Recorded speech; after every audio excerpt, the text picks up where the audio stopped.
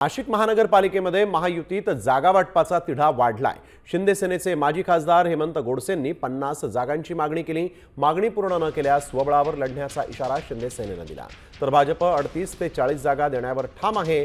या पार्श्वभूमीवर आज गिरीश महाजन नाशिकमध्ये भाजप कोर कमिटीची बैठक घेऊन आढावा घेणार आहेत आणि या बैठकीत युतीचा अंतिम निर्णय होण्याची शक्यता आहे। आमची जी बैठक झाली त्यामध्ये आम्ही 50 शिवसेना आणि इतर 72 भाजप अशा प्रकारची मागणी त्यांच्याकडे केलेली आहे।